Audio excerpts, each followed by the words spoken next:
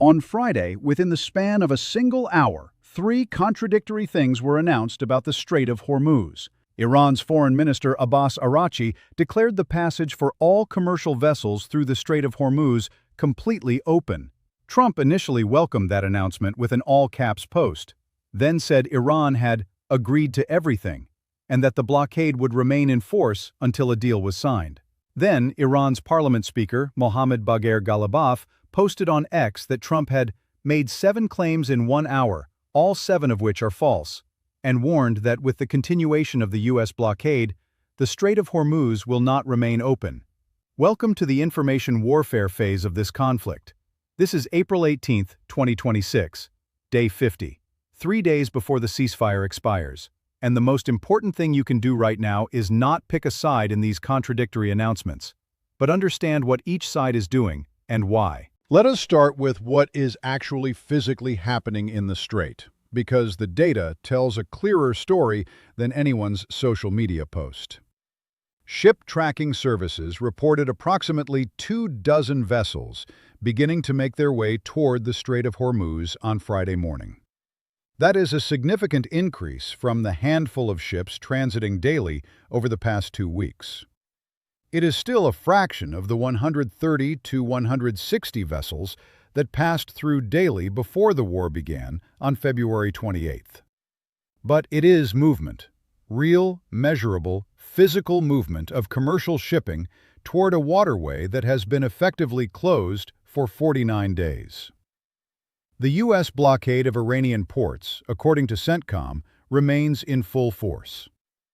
The White House Deputy Press Secretary said in a statement, "The Strait of Hormuz is completely open for business, and Iran has agreed to never close the strait again." She also noted that the blockade gives the United States maximum leverage in negotiations to eliminate Iran's nuclear threat for good. Trump himself said at a Turning Point USA event, "When the agreement is signed, the blockade ends." So the U.S. position is, the strait is open as a gesture tied to the Lebanon ceasefire, the blockade continues, and the full opening is contingent on a signed deal. Iran's position, per Araghchi, the strait is open for all commercial vessels during the 10-day Lebanon ceasefire period. No conditions attached to that specific announcement. Iran's position, per Ghalibaf, the harder line, if the U.S. blockade of Iranian ports continues, the strait will close again. What this means in practice is that the strait is in a conditional, fragile, semi-open state. Ships are moving. Iranian authorization is still technically required for passage on the coordinated route. The U.S. blockade of Iranian ports continues, And both sides are claiming the situation as a victory, while simultaneously preserving their leverage for the deal that has not yet been signed. Now, the Paris summit, because it deserves more attention than it got in most coverage yesterday. French President Emmanuel Macron and British Prime Minister Keir Starmer co-hosted a multinational summit at the Élysée Palace in Paris on Friday, attended in person or virtually by representatives from 49 countries and international organizations. Germany's Friedrich Merz and Italy's Giorgia Meloni were there in person. Representatives from Europe, Asia, and Latin America joined virtually. The United States and Israel were not invited. The summit produced a collective statement demanding the full, immediate, and unconditional reopening of the Strait of Hormuz by all parties. Macron said the announcement of Iran's opening moves in the right direction, but that work would be accelerated on a neutral naval mission to escort commercial vessels through the strait. A planning meeting is scheduled for London next week. What the Paris summit represents strategically is Europe asserting itself as an independent actor in the Hormuz question, explicitly building a naval escort capability that does not depend on the United States. France, Belgium, and the Netherlands confirmed they have the capacity to clear mines and provide escort services.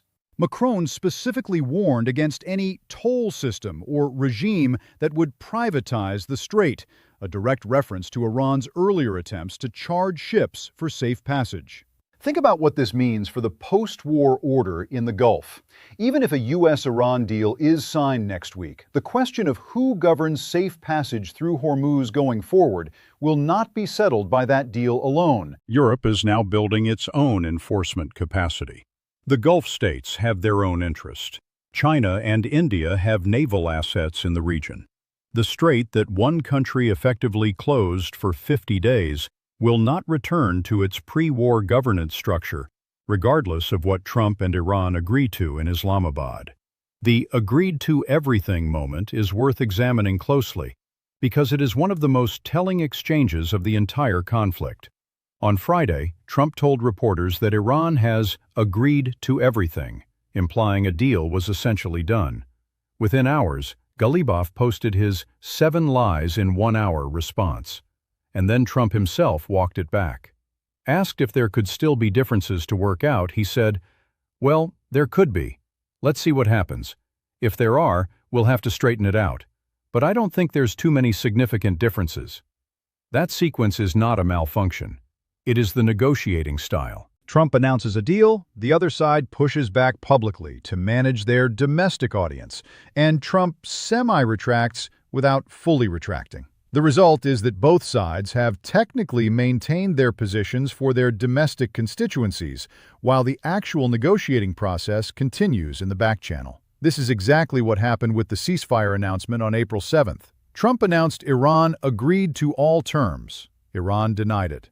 Then, both sides confirmed the ceasefire was in effect. The gap between public statements and operational reality in this conflict has been consistently large. The habit of reading Trump's public claims as finished facts, rather than as pressure tools in an ongoing negotiation, will lead to consistent misreading of this situation. What matters is not what Trump said at an airport tarmac in Phoenix. What matters is whether Vance's delegation returns to Islamabad this weekend. That question has not yet been answered as of this morning. 3 days. That is what remains. The ceasefire expires on April 21st. No second round of talks has been officially confirmed, though Trump suggested probably, maybe, over the weekend. Pakistan's foreign ministry has confirmed no date has been set.